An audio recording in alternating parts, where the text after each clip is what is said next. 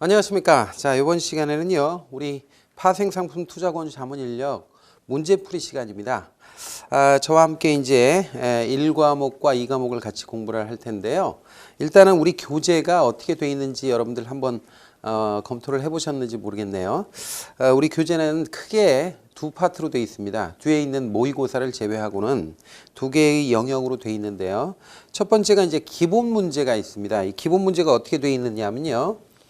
일단 한 페이지가 이렇게 있으면 여기에 이제 문제가 이렇게 흘러가죠. 문제가 가고 그 밑에 핵심 포인트 해설이라고 있습니다. 박스 처리해서. 근데 이제 참고로 말씀드리면 지금 금융투자협회의 자격증, 그러니까 이 파생상품 투자권유 자문인력 이외에도 뭐 증권투자권유 자문인력이라든지 아니면 펀드투자권유 자문인력 같은 그런 자격증 포함해서 모든 자격증이요. 이게 사실은 이제 요약이 안 돼 있습니다. 그러니까 요약을 못 합니다. 원래 원칙적으로. 왜냐하면 요약집만 이렇게 만들어서 이렇게 시중에 판매를 하면 이게 저작권의 문제가 생겨요. 그래서 공식적으로는 사실은 이제 여러분들이 서점 같은 데를 나가 보시든가 아니면 검색을 해 보셔도 아마 요약집이 나와 있는 게 없을 겁니다. 지금 이제 저작권이 굉장히 그 엄중하게 이렇게 다루어지는 것이기 때문에 그 함부로 지적 재산을 이렇게 도용할 수가 없어요. 그래서 그럼에도 불구하고 공부를 하려면 요약은 있어야 되지 않습니까? 그래서 여러분들은 어떤 식으로 공부를 하셔야 되냐면요.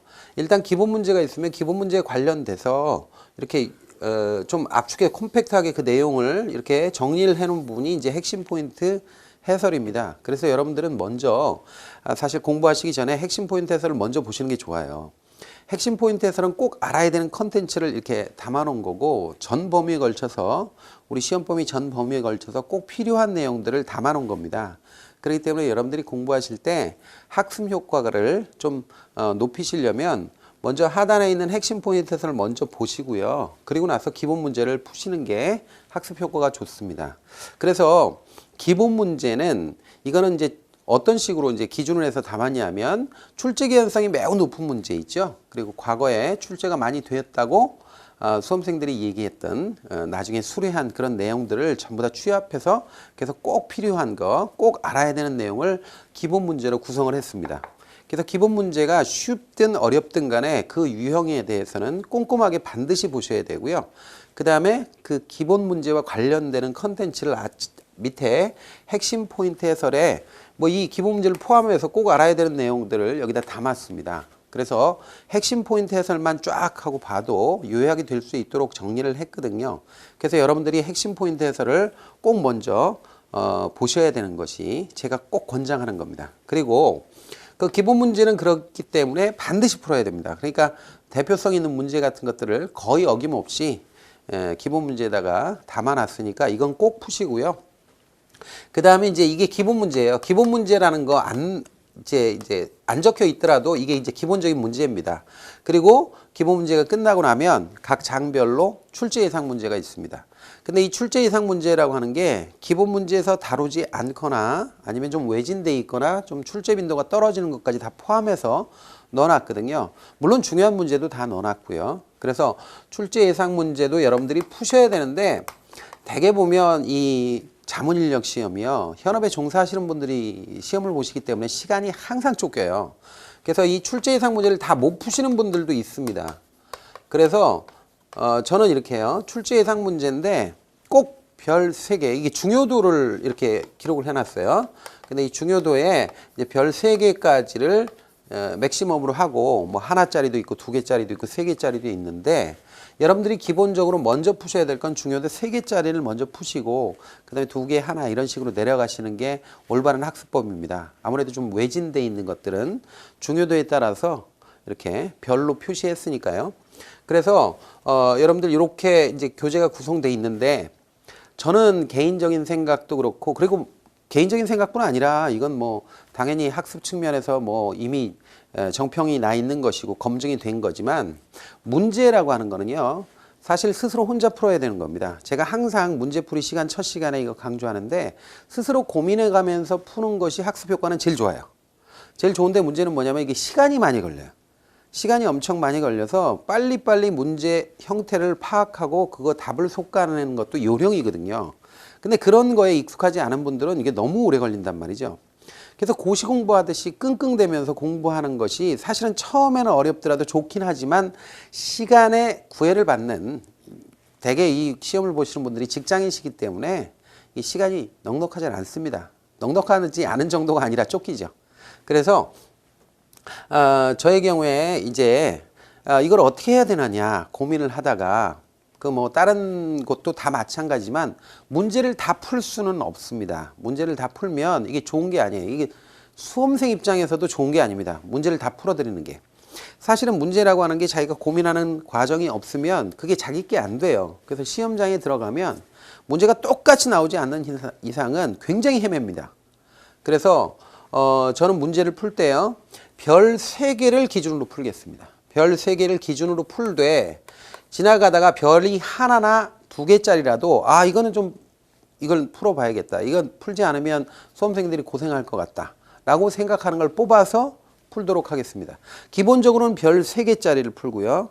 그리고 나머지 2개나 하나더라도 눈에 걸리는 거 이거는 고생 좀 하시겠다. 이거 혼자서 좀 힘들겠다 하는 거를 뽑아서 중간중간 가다가라도 문제를 풀도록 하겠습니다. 그러면 나머지 문제는 어떻게 하냐? 나머지 문제는 여러분들이 푸셔야 돼요. 왜냐하면 큰 틀은 다 제시했어요.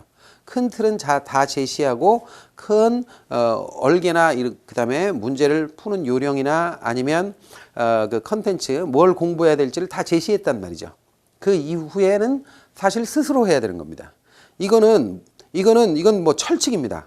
자격시험이라는 게 원래 그래요. 시험장에 가서 고독하게 내가 문제를 응대해서 거기에서 4개 중에 하나의 답을 솎아내야 되는 작업이기 때문에 이건 스스로 해보지 않으면 절대 안 되거든요. 그래서 그런 것들은 스스로 노력해서 하는 시간이 조금 필요합니다. 그래서 이 기본 문제, 출제 예상 문제만 하더라도 반 이상이 돼요. 이 선생이 이렇게 제시하는 거, 뭐 이렇게 방향을 제시하고 요령을 알려드리고 하는 것만 하더라도 그것도 문제가 거의 반 이상이 넘습니다. 훨씬 넘죠. 그래서 이런 측면에서 봤을 때 여러분들이 나머지 안 푸는 문제는 스스로 풀어보시는 것이 학습 효과 측면에서 보든 여러분들이 합격이라는 목표를 달성하는 측면에서 보든 그것이 가장 좋은 겁니다. 그래서 여러분들이 그건 해결을 하시기 바랍니다. 모든 문제를 다 풀진 않아요. 어디든 마찬가지입니다.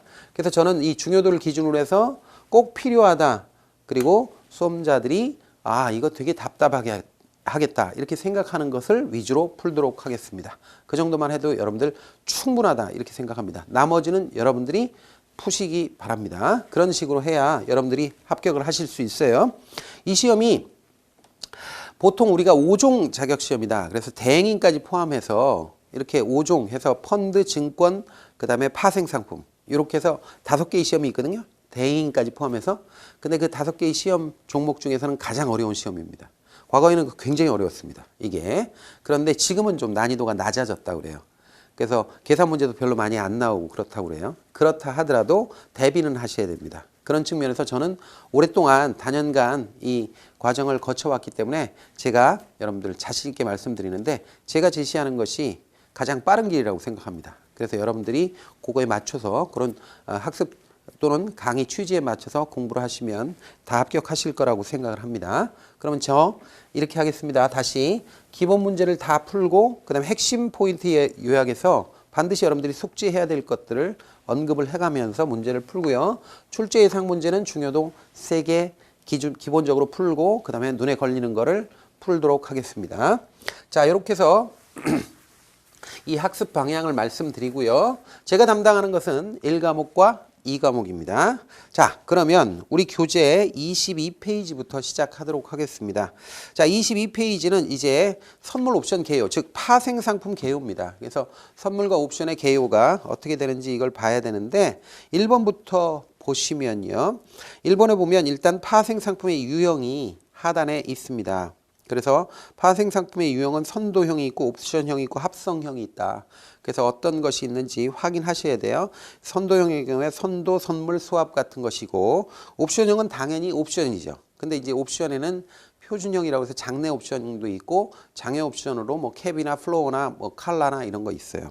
자, 그 다음에 뭐 합성형이 있습니다. 합성형은 선물과 옵션을 결합한 선물 옵션이라든지 소합션 같은 것이 있다. 그리고 손익 구조가 어떠냐, 뭐 이런 것들을 생각을 해보셔야 되거든요.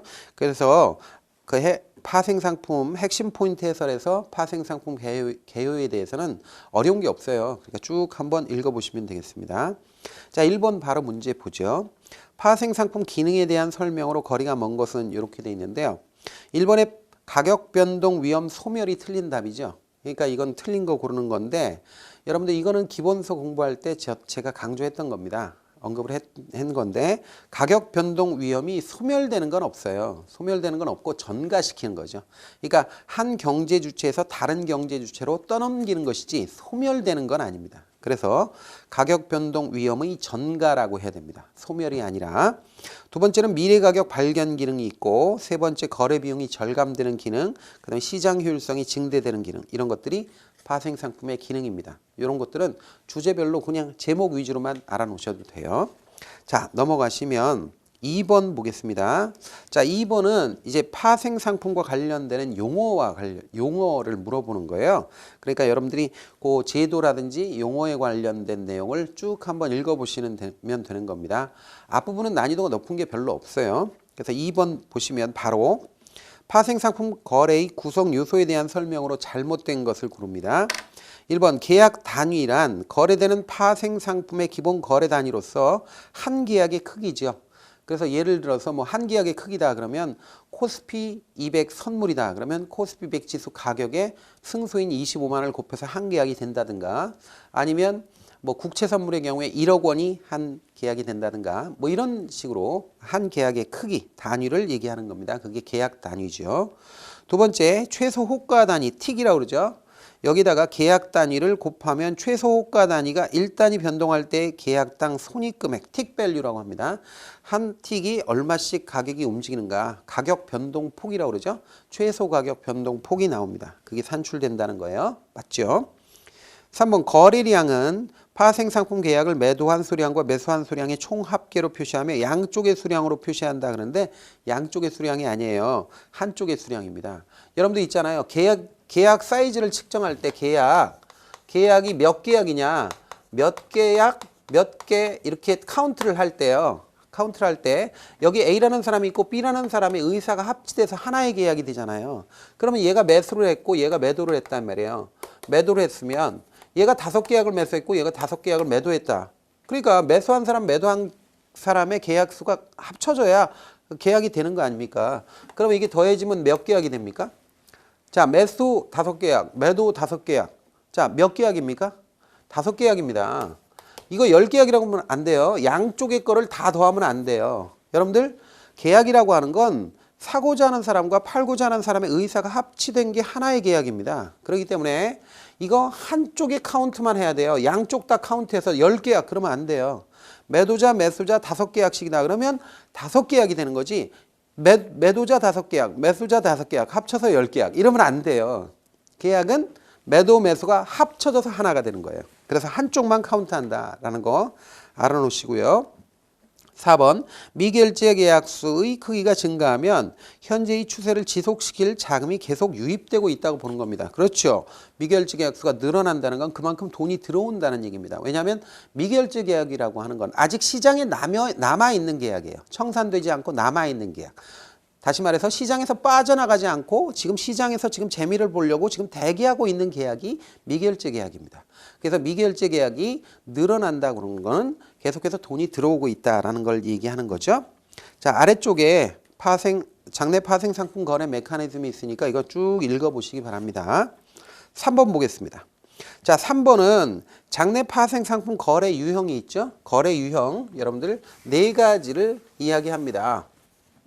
그래서 첫 번째 거래 유형이 투기 거래가 있고 해지 거래가 있고 차익 거래가 있고 그 다음에 스프레드 거래가 있잖아요.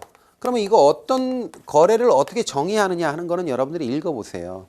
읽어보시는데 우리가 이제 투기 거래든 뭐든 간에 선물과 현물을 이용하는 게 이제 선물의 경우에 그런 게 있는데 자, 나머지 이 네 개를 비교해 보면 투기 거래는 오직 선물 거래만 이용하는 거고요. 해지 거래는 선물 거래와 현물 거래를 동시에 이용하는 거고요. 차익 거래도 선물, 현물 동시에 일어나는 거고, 스프레드는 선물 이용하되 선물만 이용해야 돼. 두 계약 이용하는 거예요. 선물 두 개를 이용하는 거예요. 이 선물의 경우에 이렇다 이거예요. 그리고 투기 거래는 뭐 예를 들어서 숏 포지션이든 롱 포지션, 즉 매수든 매도든 한쪽으로만 베팅을 하는 거고요. 해지는요, 해지 거래는 이쪽이 선물이 매수면 현물은 반드시 매도를 해야 되고요. 그다음에 선물이 매도면 현물은 반드시 매수를 해야 돼요. 즉 반대 포지션 취해야 된다는 거죠. 차익 거래도 마찬가지입니다. 차익 거래의 경우에 선물을 매수했으면 현물은 매도해야 되고요. 그다음에 선물을 매도했으면 현물은 매수해야 됩니다. 그래서 이것도 반대 포지션입니다. 그 다음에 스프레드 거래도 이 두 개를 거래할 때 한쪽은 매수면 한쪽은 반드시 매도예요. 한쪽이 매도면 한쪽이 매수예요. 그래서 이것도 반대 포지션이에요. 그래서 이렇게 반대 포지션 취한다. 이거 반대 포지션 취한다. 요거 반대 포지션 취한다. 이래서 포지션 같은 것도 알아놓으셔야 돼요. 자, 그러면 투기, 해지, 스프레드, 차익 거래가 어떤 의미를 갖는지 그건 읽어보시면 됩니다. 그래서 이거는 여러분들 너무 쭉 읽어보면 암기하지 않고라도 이거 읽어보면 이해할 수 있는 거예요. 3번 보시면 이런 게 나오죠. 현물 포지션에서 발생할 수 있는 손실 또는 이익을 선물 옵션 포지션의 이익 또는 손실로 상쇄시켜 가지고 손익을 고정하는 거래. 그러니까 현물을 내가 가지고 있는데 현물 가지고 있는 것의 가격 변동 위험을 선물이나 옵션을 이용해서 그것을 줄이려는 거래 또는 없애려고 하는 거래. 그런 거래를 뭐라고 그러죠? 바로 위험 회피 거래. 위험 회피 거래를 영어로 해지 거래라고 합니다. 그래서 1번이 답입니다. 그래서 요거 이제 의미 같은 거야. 읽어보시면 돼요. 쭉 한번 읽어보시고요. 자, 4번을 보는데요. 4번 하단에 선물과 선도가 있죠. 선물과 선도에다 별표 해 놓으세요. 여러분들 선물과 선도를 비교하는 문제는요. 나중에 이 과목에서도 이게 다른 말로 이렇게 대치돼서 이게 시험 문제가 나오는데 똑같습니다. 선물은 대표적인 장내 파생 상품입니다. 그래서 장내 거래하고 장내 상품 또는 장내 거래하고 자, 선도는 대표적인 장외 상품이거든요. 그러니까 장외 거래 또는 장외 파생 상품 요거하고 장외 시장, 장내 시장, 장외 시장 또는 장내 거래, 장외 거래 또는 장내 파생 상품, 장외 파생 상품을 비교하는 문제로도 변형돼서 나오는데 다 같습니다. 같습니다. 그래서 여러분들 이거를 선물과 선도를 비교하는 거 요거하고 같은 문제예요. 사실상 같은 문제예요. 그래서 이건 어디서든지 나올 수 있다. 그러니까 미리 그냥 여기서 그냥 해치워야 됩니다. 그래서 선물과 선도를 비교하는 표가 있는데 이 표 하나면 웬만하면 다 됩니다. 웬만하면 다 된다 이렇게 알아놓고요. 지금 거래 장소 표에서 거래 금액, 가격 형성, 그다음에 신용위험. 신용위험 같은 거는 선물의 경우에는 거래소에서 거래하기 때문에 거래소에서 그 신용위험을 이제 보증을 해줘요. 거래 상대방에 대해서 지급 보증을 하는 것과 마찬가지예요. 그렇기 때문에 신용위험이 없어요. 그런데 선도의 경우엔 기본적으로 거래소가 있는 게 아니라 1대1로 거래 상대방이 상대 매매를 하기 때문에 그 거래 상대방에 대한 채무 불이행 위험이 존재한다라는 거죠. 자, 다음에 이제 증거금과 일일 정산이 있는데 선물 거래는 증거금 걸어놓고 일일 정산을 합니다. 매일매일 종가 기준으로 그 다음날 12시에 손익을 계좌에다가 돈을 넣어주거나 아니면 빼가죠. 그런데 선도 거래는 기본적으로 증거금하고 일일 정산이 제도로 존재하진 않아요. 근데 이걸 잘 알아놓으셔야 돼요. 선도 거래 같은 장외 파생 상품 거래는 요건 뭐냐면 당사자들끼리 합의에 의존하는 거예요. 그래서 증거금이나 일일 정산이 제도로서는 존재하지 않지만 당사자가 합의를 하면 증거금이나 일일 정산을 할 수도 있어요. 당사자들이 합의하면. 근데 문제는 그게 제도로는 존재하지 않는다라는 겁니다. 자, 그 다음에 실물 인스토 메커니즘 보는데 선물의 경우엔 거의 대부분이 실물 인스토까지 안 가요. 중간에 청산하지. 그런데 선도의 경우엔 대부분 실물 인스토 하는데 딱 하나 예외가 되는 게 바로 NDF라는 겁니다. NDF. NDF는 역외 선물한, 현금 결제 선물한, 차액 결제 선물한 다양하게 불러요. 그러니까 차액 결제 선물안이라고 하기도 하고 현금 결제 선물안이라고 하기도 하고 여기서처럼 역외 선물안이라고도 하기도 합니다. 그런데 어쨌든 이건 영어로 병기가 될 거예요. NDF라고 Non-Deliverable Forward라고 해서 요 NDF 거래는 예외적으로 이건 현금 결제가 됩니다. 현금 결제. 요거는 장외 파생 상품임에도 불구하고 현금 결제하는 거 이런 것들이 있다. 그러니까 장외 파생 상품은 뭐 선도 거래는 100% 현금 결제가 없다. 그러면 그것도 틀려요. 현금 결제하는 것도 있다라는 거죠. 자, 이래서 요 표를 잘 뜯어 보시고 구분을 하셔야 됩니다. 요걸 잘 분별을 하셔야 됩니다. 이게 시험에 잘 나오는 거예요. 자, 그러면 4번 문제를 보겠습니다. 다음 중 선물 거래와 선도 거래를 비교하여 설명한 것으로 잘못된 것을 고릅니다. 1번 선물 계약은 항상 조직화된 거래소에서만 행해지나 선도 계약은 특정한 거래 장소가 없죠. 맞습니다. 선물은 거래소고 그 다음에 선도는 거래소가 아닌 수단을 이용하니까. 그 다음에 2번 선물 계약은 대상 상품의 품질과 수량, 인수도 시점, 인수도 조건 및 거래 가격의 변동폭, 선물 계약의 거래 시간 등이 사전에 결정돼 있으나 선도 계약은 그렇지 않습니다. 맞죠? 3번 선물 거래는 계약의 이익을 보정하기 위하여 청산소, 클리어링 하우스라고 그래요. 거래소에서 청산소를 두죠. 존재하는 반면 선도 거래에는 청산소가 없어서 계약 불이행 위험이 있습니다. 왜냐하면 1대1로 거래 상대방이 신용만 믿고 거래하니까. 4번 선물 거래는 증거금 제도와 일일 정산 제도가 있으나 선도 거래는 증거금 제도만 있고 일일 정산 제도는 없다 그랬는데 여러분들 증거금 제도라고 그랬잖아요. 제도로서 증거금은 존재하지 않습니다. 그러면 증거금이 전혀 없습니까? 그러면 그건 아니고 양 당사자가 합의하면 증거금 걸어 놓을 수는 있어요. 그러나 제도는 없어요. 그래서 증거금 제도도 없습니다. 증거금 걸어 놓을 수 있어요. 합의하면. 그러나 이 시스템 안에 제도로서 증거금 제도는 없다는 얘기예요. 이해가 되시죠? 자, 그래서 4번이 틀린 겁니다. 자, 다음에 5번 보는데요. 5번은 이제 선물의 경우에 가격 결정 이론이 나옵니다. 그래서 핵심 포인트 해설에 양괄호 2번에 선물 가격 결정과 관련되는 내용이 있죠. 이건 개요에서 다루기에는 조금 심각하게 다뤘는데요. 어쨌든 보유 비용 모형이라는 게 바로 선물 기본적으로 이론 가격 구하는 모델이에요. 이거 반드시 알아야죠. 왜냐하면 뒤에도 또 나오니까 계속해서 나와요, 이게. 그래서 선물 보유 비용에서 선물 가격은 어떻게 결정되냐면 현물 가격이다 플러스 보유 비용, 순보유 비용을 더한 것이다. 그러면 이 순보유 비용이 어떤 거냐? 이 순보유 비용의 내용이 어떤 거냐면 예를 들어서 자본 조달 비용이라는 게 있고 그 다음에 보관 비용 이런 게 있고 그 다음에 현금 수입이 있고 그 다음에 편의 수익이 있다. 이 네 가지 요소가 전부 다 더해지거나 빼지거나 하는 건데 여기서 플러스 되는 요소가 많다. 플러스 되는 요소가 많다. 마이너스 되는 요소보다 이렇게 많다 그러면 선물 가격이 현물 가격보다 비싸져요. 콘텐고가 되고 마이너스 되는 요소가 많아서 순보유 비용이 마이너스가 된다면 현물 가격에서 빼야 선물 가격이니까 선물 가격이 더 싸지는 백오데이션이 된다라는 거예요. 기본적인 의미나 이런 것들을 여러분들이 요약을 통해서 파악을 하셔야 돼요.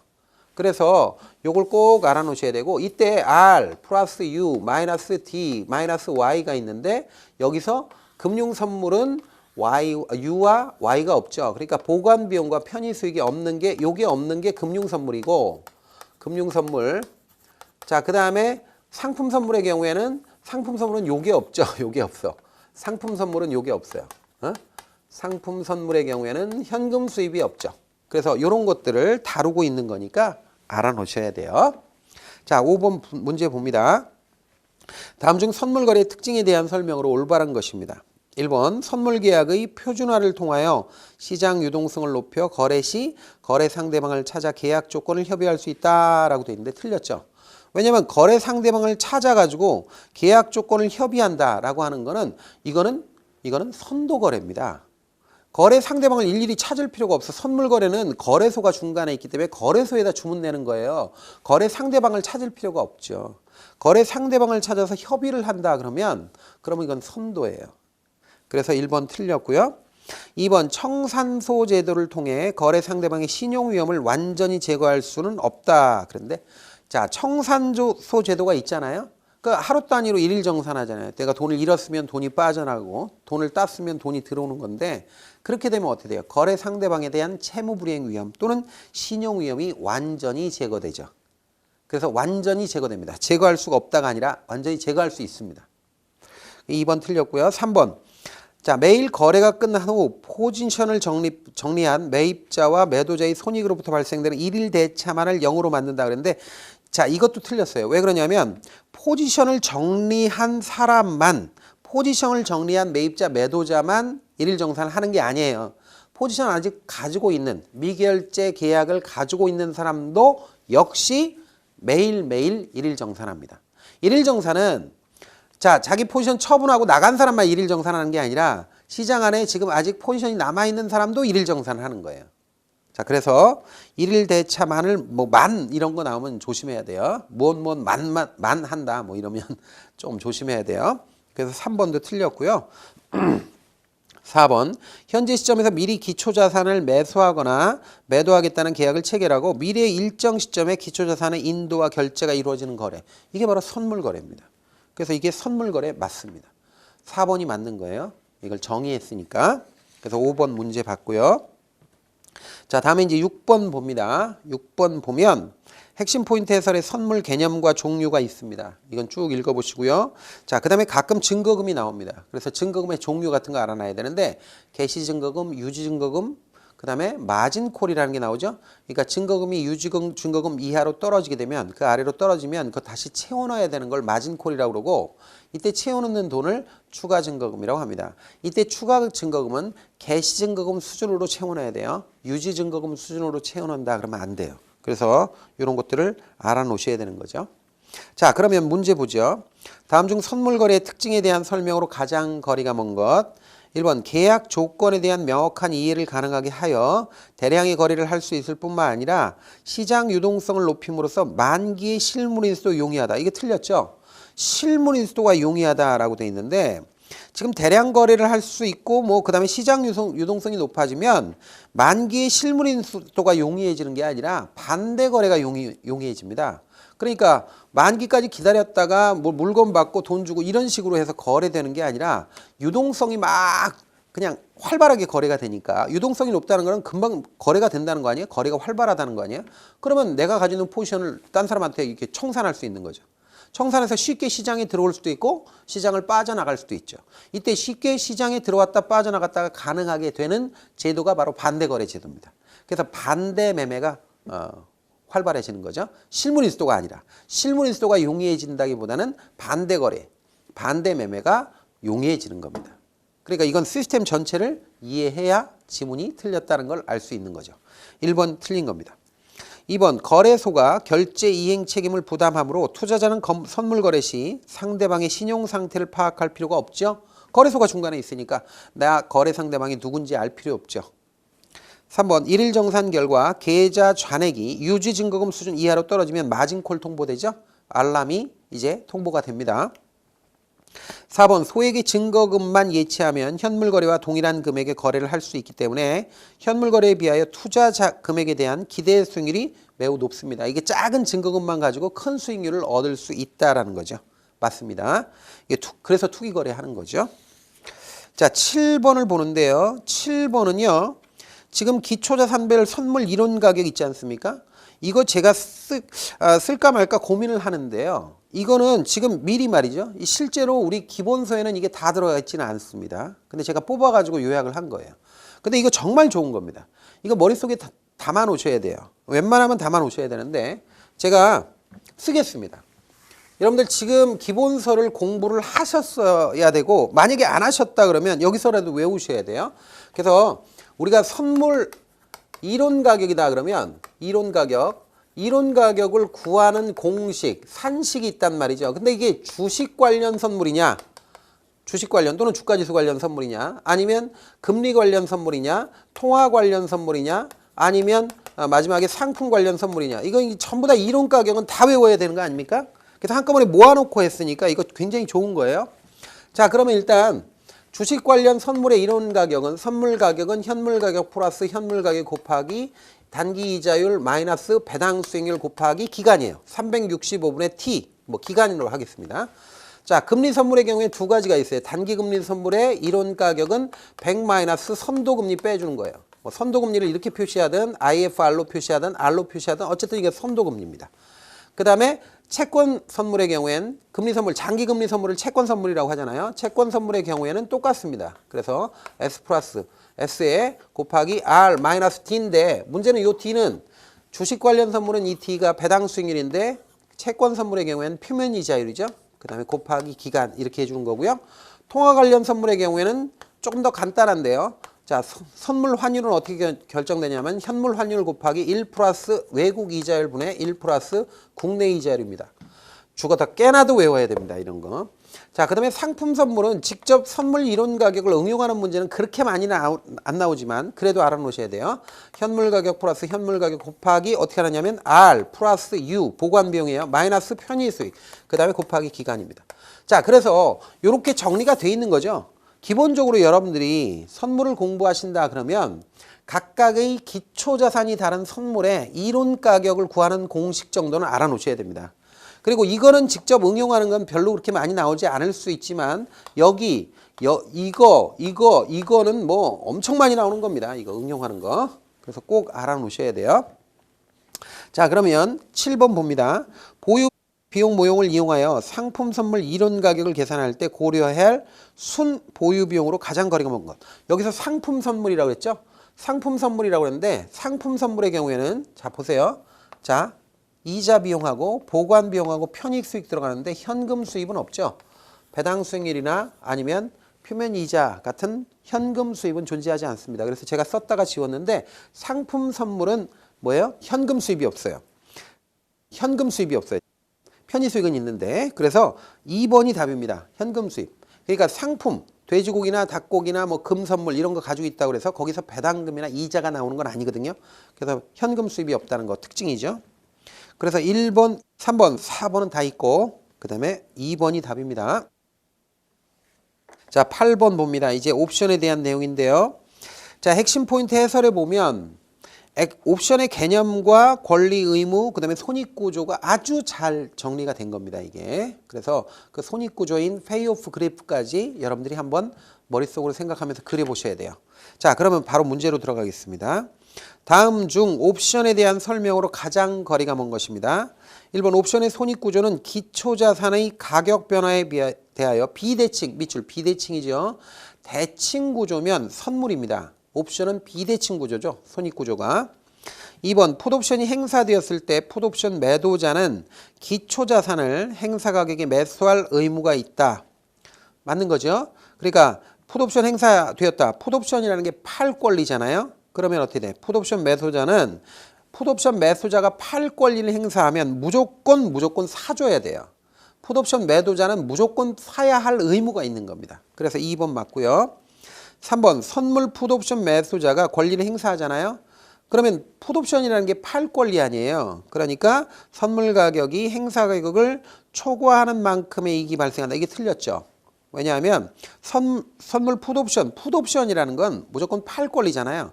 팔 권리이기 때문에 이때 권리를 행사하면 선물 가격하고 행사 가격의 차이만큼, 즉 다시 말하면 선물 가격이 행사 가격의 아래로 떨어져요. 선물 가격이 행사 가격이 더 높아야지 팔 권리의 이익이 발생하잖아요. 그러니까 행사 가격보다 선물 가격이 얼마나 낮은가 그 가격만큼 그 차이만큼 이익이 발생하는 거예요.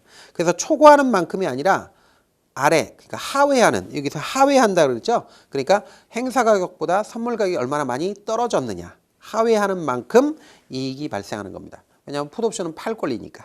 그래서 3번이 틀렸고요.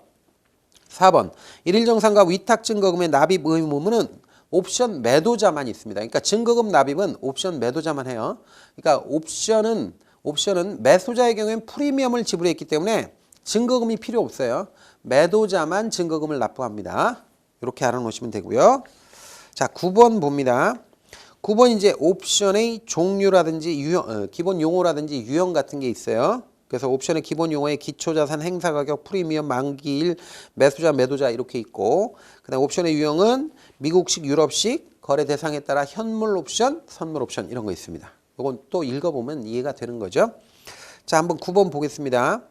다음 중 옵션 거래의 특징에 대한 설명으로 가장 올바른 것 고릅니다. 자, 1번 일일 정산은 옵션의 매수자와 매도자 모두에게 적용된다 이렇게 되는데 아니에요. 옵션의 매수자는 일일 정산할 필요 없어요. 매도자만 일일 정산하는 거예요. 옵션은. 사실 이게 크게 중요한 건 아닌데 옵션의 매수자는 이미 정산이 끝났어요. 옵션의 매수자는 프리미엄을 주었잖아요. 이미 매도자에게 대가를 다 지불했어요. 그러니까 이 사람은 일일 정산할 필요가 없어요. 매도자만 그 포지션에 따라 일일 정산하는 거죠. 2번 옵션 매수자는 위탁 증거금을 예치할 필요가 없다. 맞죠? 매수자는 증거금 필요 없습니다. 프리미엄을 지불했기 때문에 2번이 답이네요.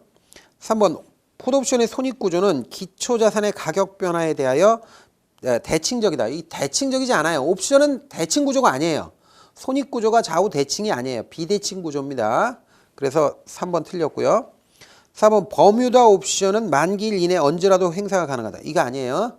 버뮤다 옵션은 우리가 나중에 하지만 이건 뒤에 나오는 거지만 버뮤다 옵션은 미리 정한 일자에 권리 행사하는 거예요. 이거는 이제 아무 때나 언제라도 권리 행사할 수 있는 것은 미국식 옵션이에요. 버뮤다 옵션이 아니에요. 그래서 4번도 틀렸습니다. 2번이 답입니다. 자, 다음에 이제 10번을 보는데 10번에 조금 이제 옵션 가격 구성 요소 중에 거기 이제 행사 가격과 기초 자산의 가격이 어떤 관계이냐에 따라서 내 가격, 등 가격, 외 가격이 있단 말이에요. 그거를 의미를 알아 놓으셔야 돼요. 그래서 행사 가격과 기본적인 기초 자산 가격과의 차이에 따라서 내재 가치가 생기면 내 가격이고 그다음 없으면 등 가격이나 외 가격인데 이때 기초 자산 가격과 행사 가격이 같으면 등 가격이고 나머지 외 가격 이제 그 내재 가치가 없으면 외 가격이 되는 거예요. 그래서 기본적으로 콜 옵션이 있고 풋 옵션이 있다. 그러면 기초 자산 가격이 이렇게 있고 행사 가격이 있으면 이렇게 되면 콜 옵션은 이게 내 가격이에요. 이게 내 가격. 그다음에 등 가격은 콜 옵션이든 풋 옵션이든 기초 자산 가격과 행사 가격이 같으면 등 가격이고 외 가격은 콜 옵션의 경우에 기초 자산 가격보다 행사 가격이 더 커가지고 그러면 내재 가치가 없는 상태가 외 가격이죠. 그다음에 풋 옵션의 경우엔 거꾸로가 되는 거예요. 풋 옵션의 경우엔 행사 가격하고 기초 자산 가격 비교했을 때 행사 가격이 더 크다. 그러면 팔 권리가 이제 행사가 되는 거예요. 그러면 이익이 발생해요. 그다음에 기초 자산 가격과 행사 가격이 같으면 똑같이 이건 등 가격이고 외 가격은 기초 자산 가격이 행사 가격보다 크면 외 가격입니다. 이러면 풋 옵션은 권리 행사 해봐야 소용이 없죠. 자, 그래서 요 옵션의 기초 자산 가격과 행사 가격과의 관계를 통해서 그 옵션의 그 포지션이 어떻게 되는지 ITM인지 OTM인지 ATM인지 뭐 이런 거 내 가격, 뭐 등 가격, 외 가격 이런 것들을 알아 놓으셔야 돼요. 그다음에 내재 가치하고 시간 가치를 결합하면 이것이 바로 옵션 가치다. 옵션 가치는 내재 가치 플러스 시간 가치라는 걸 꼭 기억해야 돼요. 여기서 내재 가치가 뭐고 시간 가치가 뭔지 설명이 되어 있으니까 한번 쭉 한번 읽어보시면 되겠습니다. 10번 보겠습니다. 다음 중 만기일 이전의 유럽식 옵션의 가치에 대한 설명으로 가장 거리가 먼 것. 자, 1번. 옵션의 내재 가치는 내 가격 상태에서 거래될 때만 존재한다. 그렇죠. 내 가격이라는 게 내재 가치가 존재하는 옵션이란 뜻이에요. 그러니까 내 가격일 때 내재 가치가 있는 겁니다. 2번. 옵션이 등 가격 상태에 있을 때 옵션 가치는 모두 시간 가치입니다. 그렇죠. 그러니까 등 가격은 내재 가치가 빵일 때예요. 등 가격이나 외 가격은 내재 가치가 없어요. 없으니까 옵션 가격은 모두 시간 가치가 되는 거죠. 3번. 옵션이 외 가격 상태에 있을 때 시간 가치는 소멸하게 된다. 아니에요. 시간 가치는 만기 때 소멸합니다. 아직 만기가 아니라면 외 가격이라도 시간 가치는 있습니다. 만기 때 가야 시간 가치가 없어집니다. 그래서 3번이 답이고요.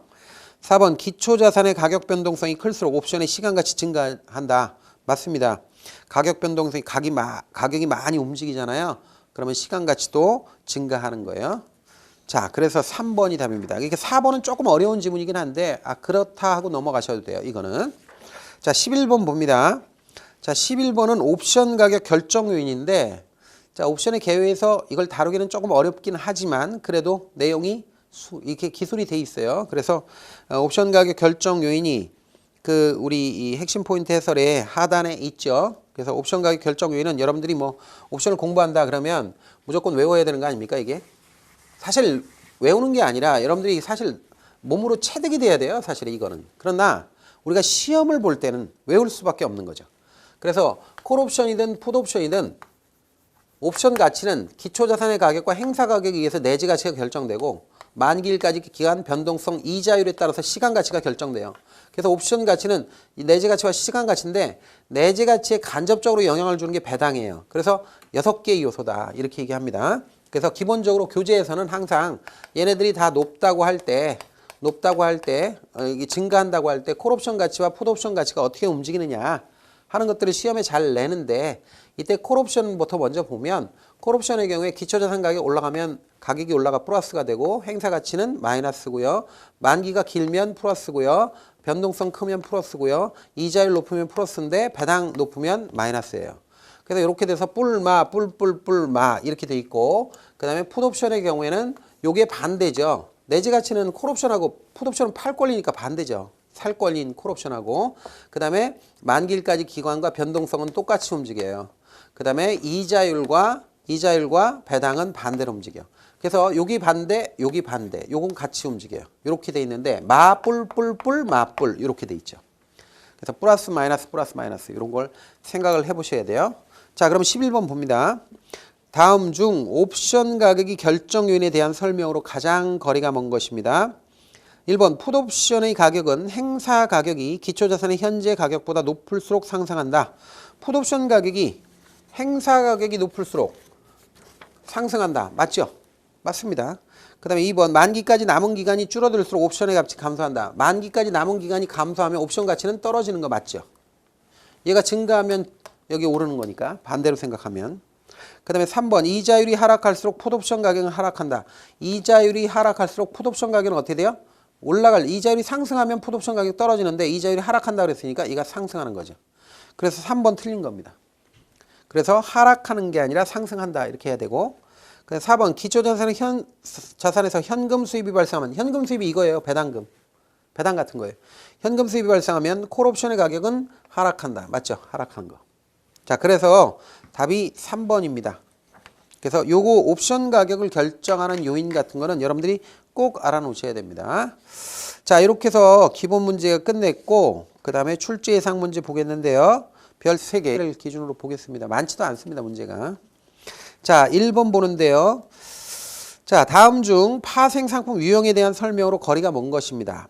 1번 선도형 파생상품의 종중에는 선도, 선물, 수합 이런 거 있습니다. 맞죠? 두 번째 캡과 플로우는 단일기간 콜옵션, 풋옵션을 결합한 옵션형 장내 파생상품이다. 장내 아니에요.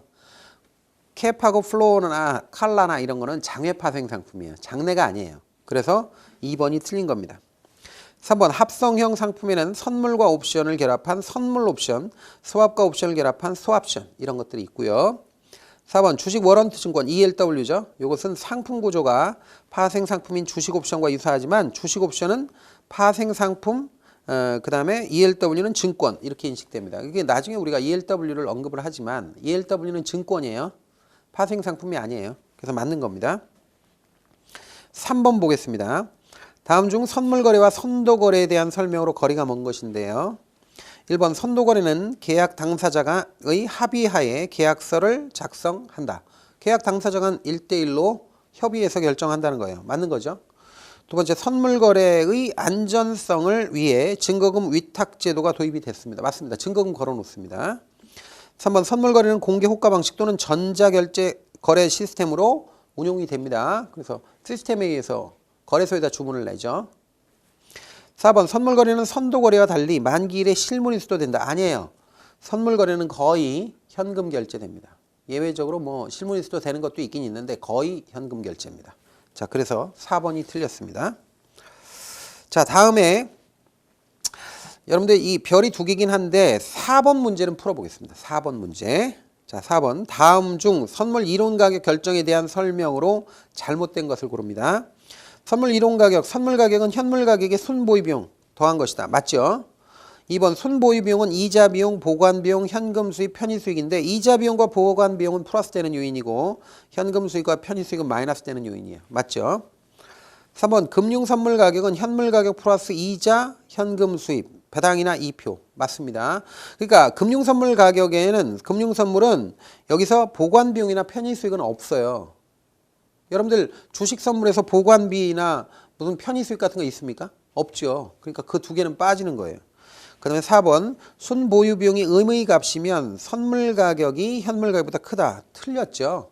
순보유 비용이 마이너스 의무의 값이잖아요.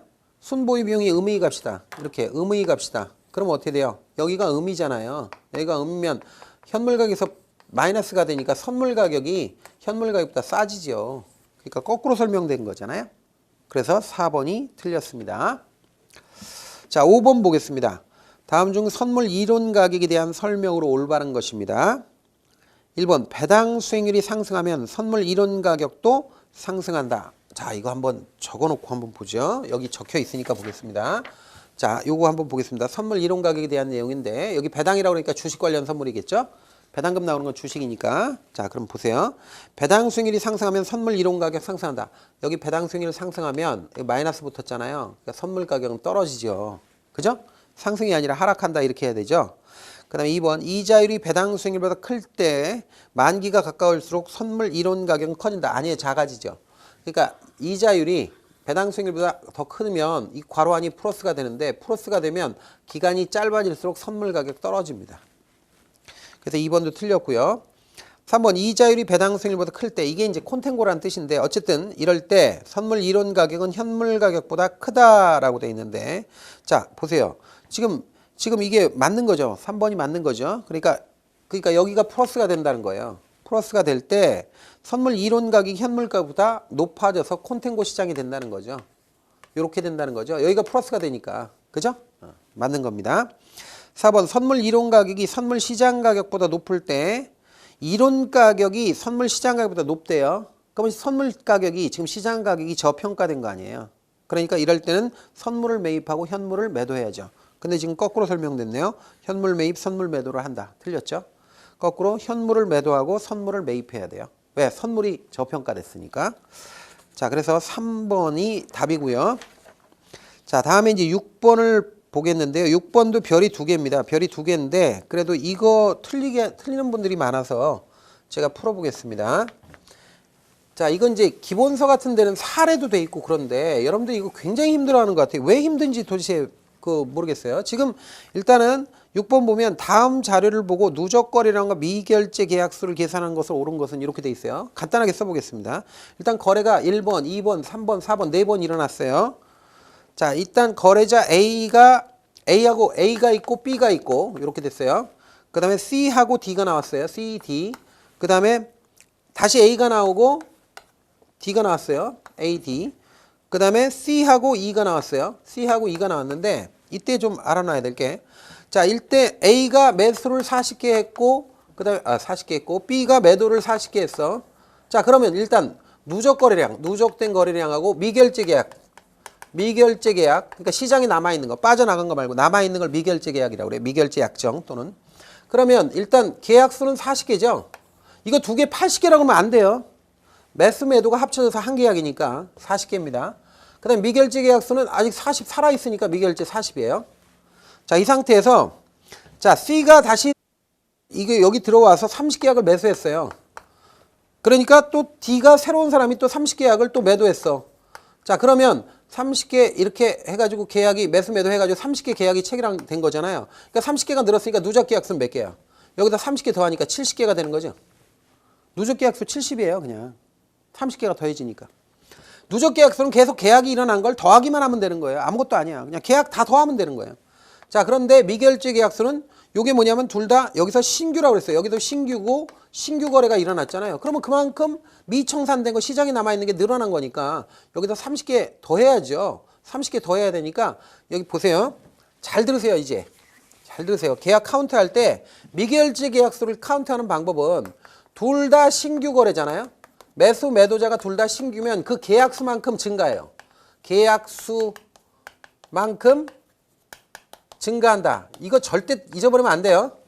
자, 그 다음에 요령 첫 번째 경우, 두 번째 경우 한쪽이 신규고 한쪽이 반대 매매잖아요. 반대 매매는 그러면 불변이에요. 불변이에요. 건드리지 말아야 돼. 그건. 세 번째는 둘 다 반대 매매잖아요. 이쪽도 반대고 이쪽도 반대 매매잖아요.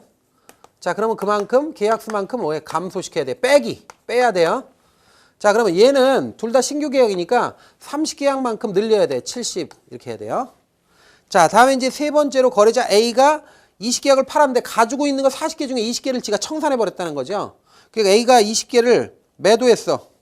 매도했고 D는 뭐냐면 이건 얘도 D도 여기 가지고 있던 걸 20개를 청산했다는 거죠. 반대 매매로 20개를 청산했다는 거예요.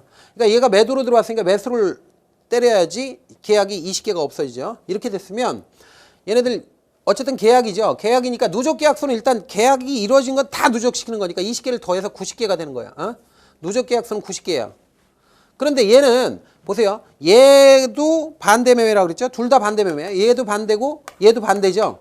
그럼 뭐라고 그랬어요? 둘 다 반대면 그 계약수만큼 감소시켜야죠. 그러면 20개만큼 감소시키니까 여기서 50개가 되는 거예요. 50개가 되는 거고요. 그 다음에 네 번째 거래가 C가 20계약을 매도했는데 반대매매야. 20계약을 매도했는데 얘가 C가 30개 중에 20개를 털어버린 거야. 반대매매했어요. 그러니까 새롭게 누가 들어왔어? E가 들어와서 20계약을 이걸 받아줬네. 계약을. 얘가 매도 친 걸 얘가 받아줬어요. 근데 얘는 반대매매고 얘는 신규야. 이제 새로 들어온 새내기야. 그 신규야. 그러면 보세요. 한쪽이 신규고 한쪽이 반대매매는 그럼 불변이라고 그랬죠. 자, 보세요. 지금 여기 누적 계약수는 다 더하는 거예요. 여기 20개 또 더해요. 그럼 110개예요. 누적 계약수는. 지금까지 이건 누적 계약수는 이걸 더하는 거예요. 그냥 다. 그런데 미결제 약정수는 여기서 하나는 시장이 빠져나갔고 하나는 시장이 들어왔으니까 불변이 되는 거예요. 그러니까 50개 그대로 들어오는 거예요.